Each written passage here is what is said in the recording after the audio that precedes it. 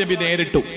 ശ്രദ്ധിക്കണേ, ഈ 5 പരീക്ഷണങ്ങൾ മലപ്പുറം ജില്ലയിൽ വീതിച്ചു കൊടുത്താൽ, കേരളത്തിൽ വീതിച്ചു കൊടുത്താൽ, ഇന്ത്യയിൽ വീതിച്ചു കൊടുത്താൽ, ഇബ്രാഹിം നബി നേരിട്ട 5 പ്രതിസന്ധികൾ, 5 പരീക്ഷണങ്ങൾ ലോകത്തുള്ള മുഴുവൻ മനുഷ്യർക്കും വീതിച്ചു കൊടുത്താൽ പോലും ബാക്കിയാവും. അത്രയും വലിയ പരീക്ഷണങ്ങളാണ് ഇബ്രാഹിം നബി നേരിട്ട 5 പരീക്ഷണങ്ങൾ. ഏതാ 5 പരീക്ഷണം എന്നറിയോ? പക്ഷെ ഒന്ന് നമ്മൾ അറിയണം, ഈ 5 സ്ഥലത്തും ഇബ്രാഹിം നബി പതറിയില്ല. ഈ 5 സ്ഥലത്തും ഇബ്രാഹിം നബി തളർന്നില്ല. ഈ 5 സ്ഥലത്തും ഇബ്രാഹിം നബി കരഞ്ഞില്ല.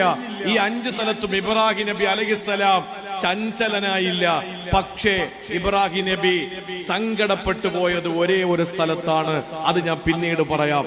അത് ഈ ഇബ്രാഹിം നബിയുമായി ബന്ധപ്പെട്ടതല്ല. പക്ഷേ മറ്റൊരു സ്ഥലത്ത് ഇബ്രാഹിം നബിക്ക് സങ്കടം ഉണ്ടായി.